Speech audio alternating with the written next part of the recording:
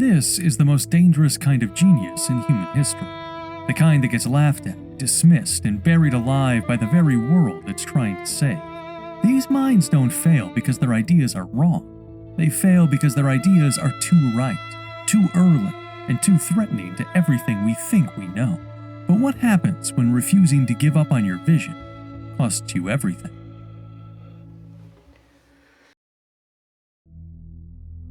He changed the world, but he never belonged to it. Nikola Tesla didn't invent the way most people do. He saw visions of machines before they existed, flashes of light in the air, entire systems unfolding in his mind like blueprints delivered from somewhere no one else had access to. Electric power is everywhere present in unlimited quantities and can drive the world's machinery without the need of coal, oil, gas, or any other fuel. This new power for the driving of the world's machinery will be derived from the energy which operates the universe, the cosmic energy. But no matter how bright the idea, no one wanted to hear it. Tesla lived in a different timeline, a man wired differently, utterly consumed by the things he imagined and unable to dilute his vision to make it easier for others to understand. So they called him insane. They laughed. And eventually, they walked away. If you've ever been dismissed for seeing something others couldn't, you know that kind of loneliness. In the early years, there was curiosity and hope. He dazzled rooms with displays of electricity so powerful they seemed like magic. But as time passed, the applause turned to whispers. He didn't care about money. He didn't try to win people over. He tried to show them a future they weren't ready for. Tesla once dreamed of giving free wireless energy to the world, but when investors realized they couldn't profit from it, they pulled the plug. Literally. He watched his work get dismantled. And it wasn't because the idea had failed. It was because the implications of its success were too threatening to those who depended on control. And instead of adjusting his vision, he withdrew, because compromise would have meant distorting what he lived for. But that isolation came at a cost. This is what happens when the world cannot mentally model your mind. Rejection becomes personal. Difference gets treated like danger. Tesla's behavior suggests traits aligned with neurodivergence. His rituals, his inability to filter sensory input, as well as his obsessive routines. His mind didn't dip in and out of ideas. It lived inside them. He thought in spirals. He felt electricity in his bones. This level of cognitive intensity often isolates the very people it empowers. When your ideas operate 5 levels deeper than the room you're in, communication itself becomes a burden. You either reduce your thinking to make others comfortable, or you keep quiet. And Tesla kept quiet. The decision wasn't rooted in pride. It was born from exhaustion. The gap between what he saw and what others could understand became too wide to cross. This is called cognitive isolation, the psychological condition where your internal world becomes so complex, so intense, that no external connection feels real. You're not alone because you want to be. You're alone because no one can follow where your mind goes. And when that state persists, it starts to shape your identity. The world rejects your work, so you begin to expect rejection. The laughter echoes longer than the applause. And slowly, you stop trying to explain yourself at all. Tesla became increasingly paranoid, distrustful. He accused others of stealing his ideas. He feared being watched. He fixated on numbers, especially the number 3. He developed rituals so precise, so intense, that daily life began to fracture under their weight. They may have looked like eccentric habits, but they were far more than that. These behaviors were psychological lifelines, ways to restore order inside a mind constantly battered by misunderstanding. And through all of it, the brilliance never stopped. He kept creating, imagining, writing, right up until the end, alone in a hotel room, feeding pigeons moments before he passed. It's easy to romanticize him now, but during his lifetime, they called him a madman. His notebooks were seized the moment he died.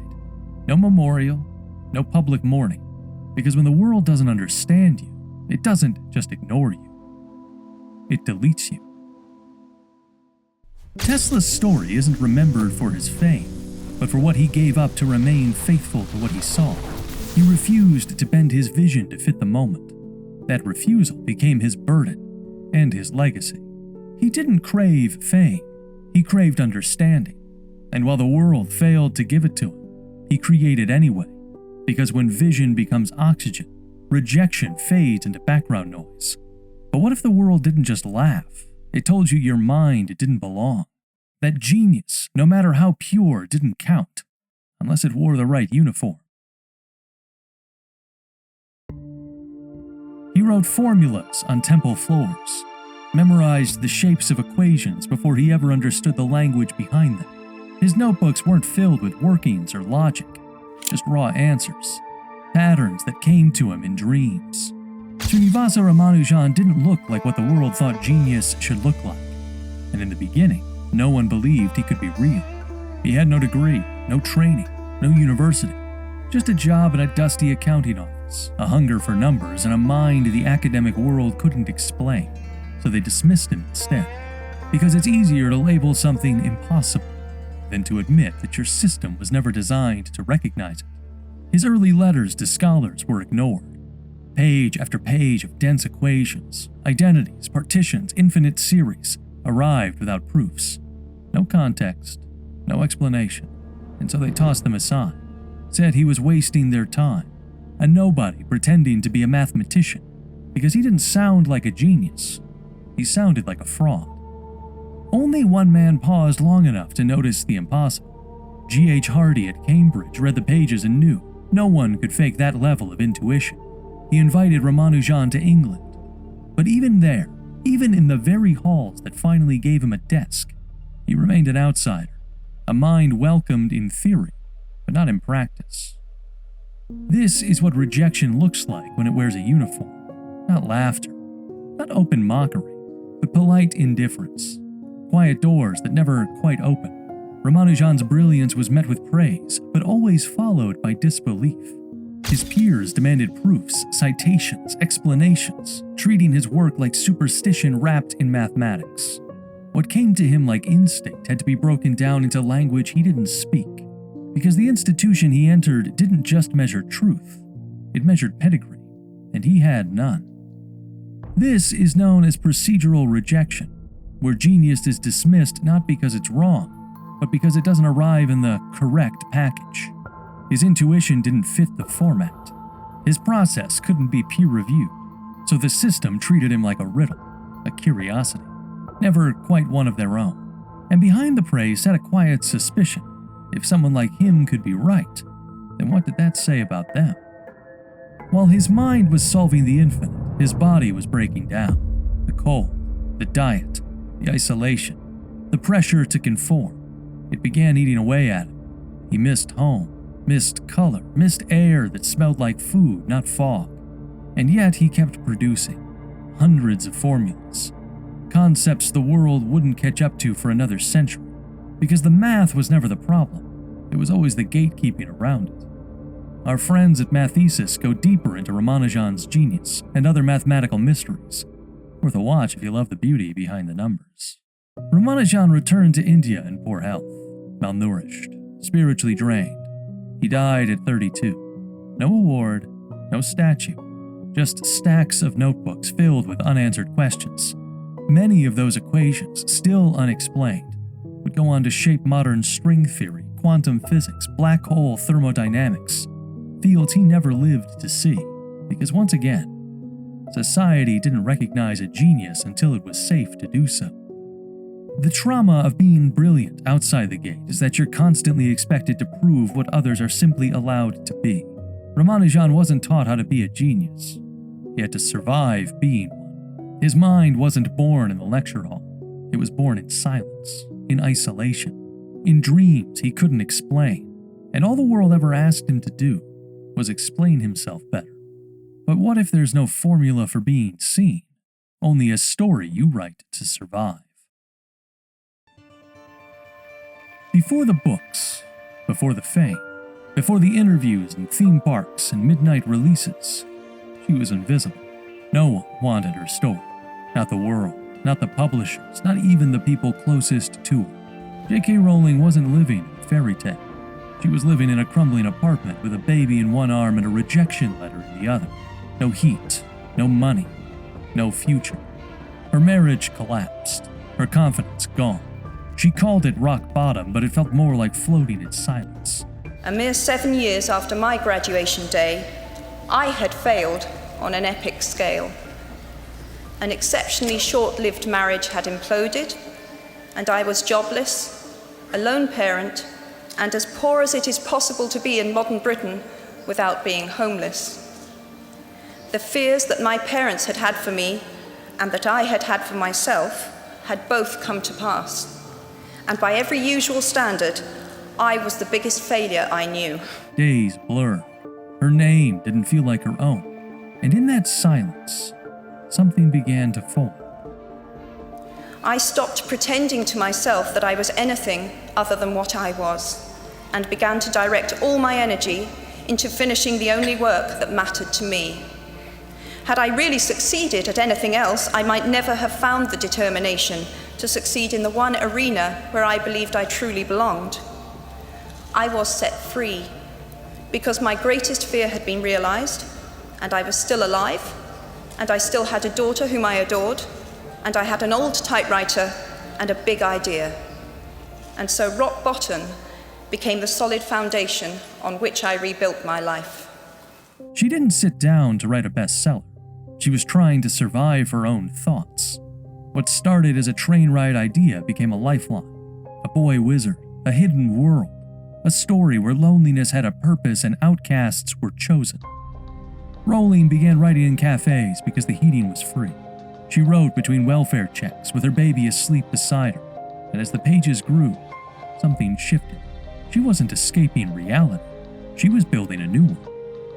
Imagination is not only the uniquely human capacity to envision that which is not, and therefore the fount of all invention and innovation. In its arguably most transformative and revelatory capacity, it is the power that enables us to empathize with humans whose experiences we have never shared. The imagination didn't numb the pain. It gave it shape. It turned psychological fragmentation into something coherent. It was a form of self-regulation, an internal process of bringing structure and meaning to emotional chaos. Every chapter became a way to process what couldn't be said out loud. This is known as creative resilience, a cognitive and emotional mechanism where the mind under stress constructs internal worlds to stabilize itself. In Rowling's case, imagination wasn't just expression, it was a survival strategy. Her brain was performing something remarkably human, turning trauma into narrative. It's what's called narrative identity, the process of using story to make sense of our pain. The plot becomes the container. The characters become reflections. The magic becomes metaphor. Rowling didn't just write Harry Potter. She created a parallel identity, one that could face fear, overcome loss, and reclaim power when real life offered none. That's why some stories feel like they're written from another dimension. Because they are. You don't need to be a writer to know what that feels like. Maybe you've been there, where everything falls apart, where the world goes quiet, where you stop recognizing your own life. And maybe, just maybe, you started to tell yourself a story, not out loud, but in your head. A reason for the pain, a frame for the chaos, something to hold on to when nothing else makes sense. That's narrative transformation. It's when your mind doesn't pretend the failure didn't happen. It rewrites what it means. That's what imagination is. It's not childish. It's not naive. It's protective. It's how the brain builds internal shelter when the outside world is too cold to survive it. So when people laugh at your dream, when they say your vision doesn't make sense, understand what they're actually saying. They're saying they don't see the world you see, and that's fine. Because the world you're building, it's not for them. Not yet. We do not need magic to transform our world. We carry all the power we need inside ourselves already. We have the power to imagine better. Rejected by 12 publishers. Too long, too strange, not marketable. She kept going. Not from belief, but because there was no other option. The imagination had become a self-sustaining psychological ecosystem. She wasn't writing for the world.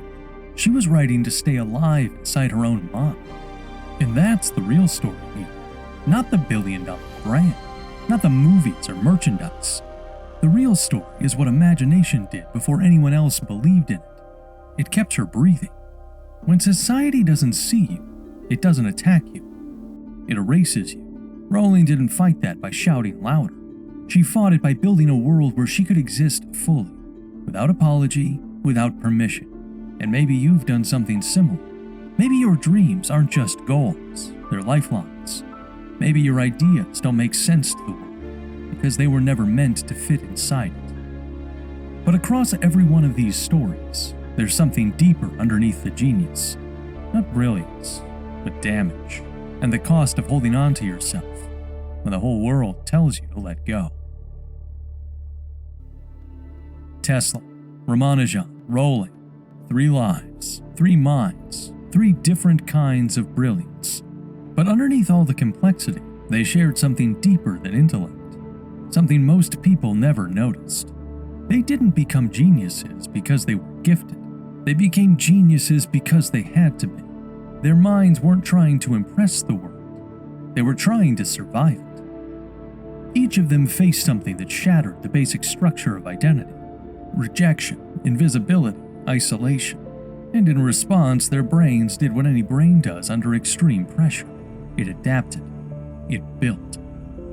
Tesla used invention to impose structure on a world that overwhelmed him. Ramanujan turned intuition into order because no one gave him the language to explain what he saw. Rowling built entire worlds to survive emotional collapse. These aren't just stories of creativity, they're stories of psychological self-rescue. This is what we mean when we talk about resilience through cognition. The idea that under enough pressure, the mind creates alternative systems to protect itself, whether that's in the form of equations, inventions, or fantasy. When the external world fails to provide meaning or safety, the internal world starts to compensate. And that's what genius really is. Not superiority, not talent, but the mind's attempt to restore agency when reality strips it away. And this isn't just about them, because maybe you've been there too. Maybe you've been where they were, unseen, unheard, misunderstood. Maybe you've had to shrink parts of yourself to fit into a world that never left room for them. Maybe you've built private worlds inside your head just to stay sane. And if you have, that isn't weakness. That's intelligence doing what it's built to do. Protect you. So maybe you're not broken. Maybe your mind has just been too busy trying to keep you alive in a world that doesn't understand how heavy your thoughts are. Because the greatest ideas don't begin with applause. They begin in silence, right where you're standing now. And what you build from that silence, that's the part they'll never see coming. If this video helped you see genius in a new light, you'll find all our sources linked in the description. Subscribe if you haven't already, and give the video a cheeky like. It helps more than you know. And obviously, we're not here to glorify brilliance. We're here to show you what happens when it's misunderstood, rejected, or erased. Because behind every brilliant mind, there's a blind spot. But what happens when brilliance is weaponized? When it stops building and starts controlling? Click here to explore the psychology of deception, where intellect becomes illusion, and belief itself becomes the perfect trap. We'll see you in the next one. Thanks for watching.